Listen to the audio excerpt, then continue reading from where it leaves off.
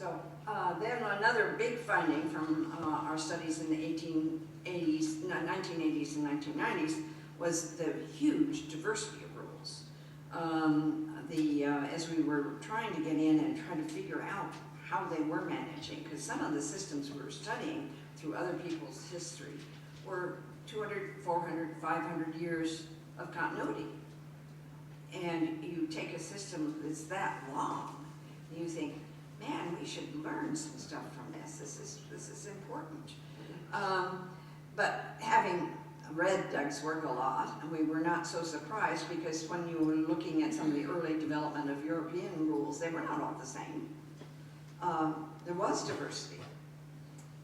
And so then we struggled with how did we get some order to this chaotic mix, morass or mess, whichever you want to call it. And here again, we went back to the IID framework, and we asked which part of an action situation did a rule affect. So what we were able, and took us some time to get this all put together, but we realized that people had boundary rules galore of one kind or another, and that basically tells people which actors can enter, what actions, sometimes we call those authority rules, but authority rules or choice rules affect the action set of that actor in that position, in this setting. Now that actor in that position in another setting may take other actions. So this is really trying to get in and understand, you know, if we're into a particular season, there might be different rules enforced by season, and so you can then look at each of the seasons using something like this. Obviously, information rules affecting how much, or information aggregation in terms of control. Is this, I can do anything that I want to, or do I have to have a second person go with me?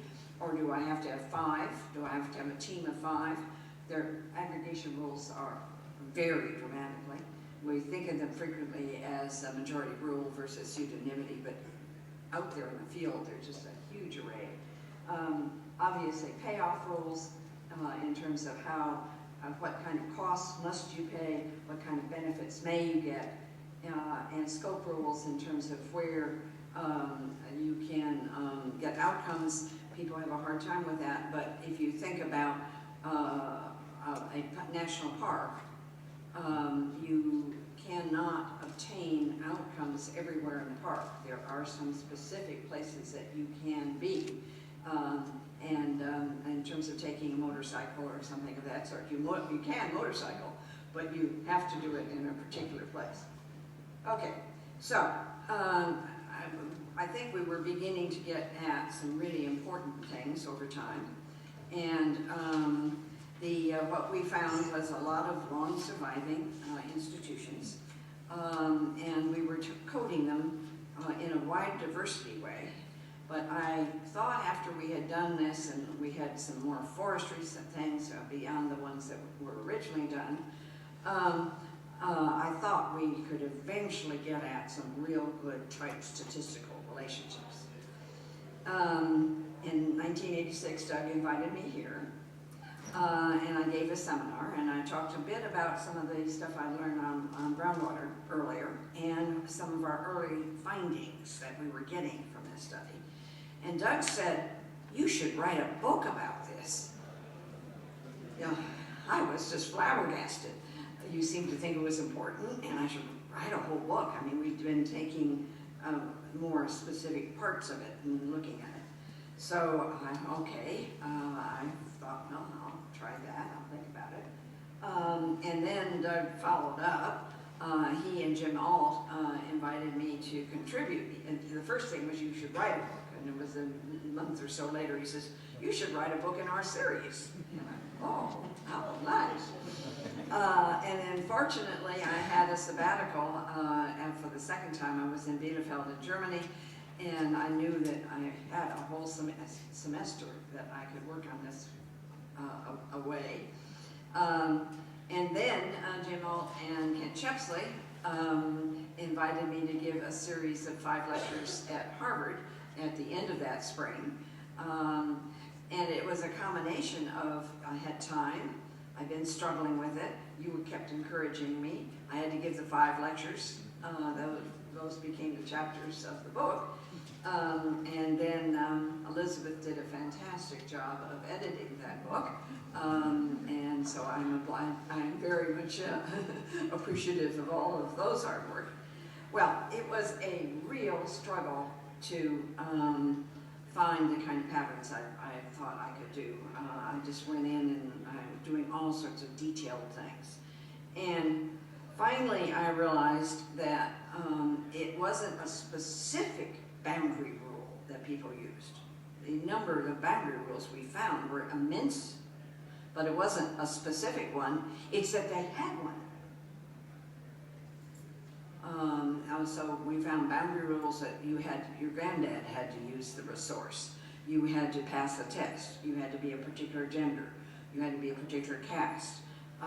You had to show your skills. I mean, but none of them were uniformly successful. But that there was a boundary rule. And finally, that is what I came to as, I called it design principles. Some people have criticized that phrase. You could talk about it as any of a kind of way of characterizing at a more general level what I was finding in the systems that were long-lasting, and then in the ones that weren't there, and the ones that were failures. So I was looking at both successes and failures, somewhat small to medium size. I wasn't then looking at climate change like I am now, but I kept the size of the resource relatively constant. And for those of you not familiar, I'll do a real quick one of the principles that we identified in governing the commons. One, that the boundaries of the users and the resource system are clear, that there was some congruence between the benefits that people could obtain and the costs they had to contribute, that the users had procedures for making their own rules. This is not the one the government does, the users did. The users had regular monitoring of each other and the resource system. They used graduated sanctions, and that was amazing to me because I've been strongly influenced by the economics of crime when I did studies of 15 years of policing, and these little tiny initial shaming.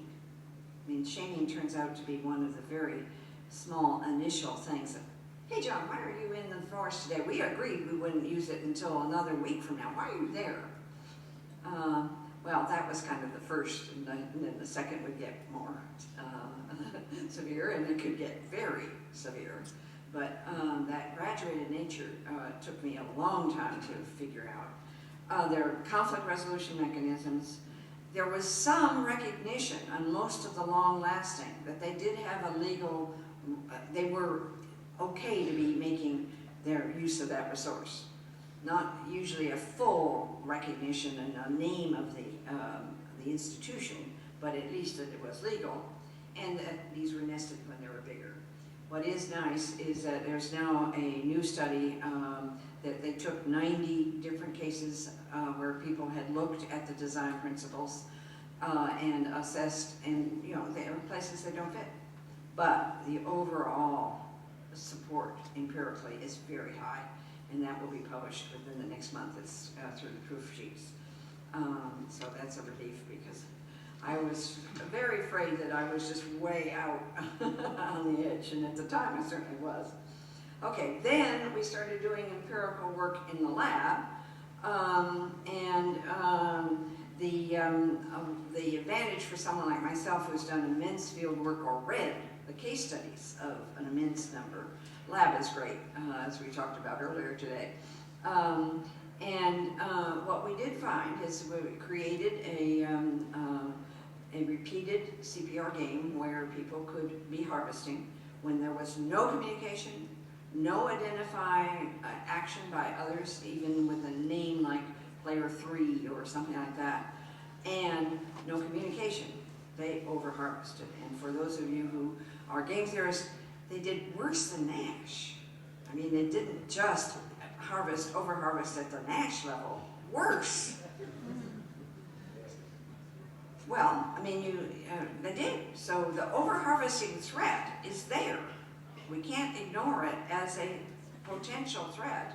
It's just that we've presumed that nobody but a public official can cope with it. Now, we introduced Cheap Talk, meaning that people could talk together on a face-to-face basis, and the first time we did it, and there was no official, the third-party official that enforced their agreement, and that was considered Cheap Talk and predicted to make no difference.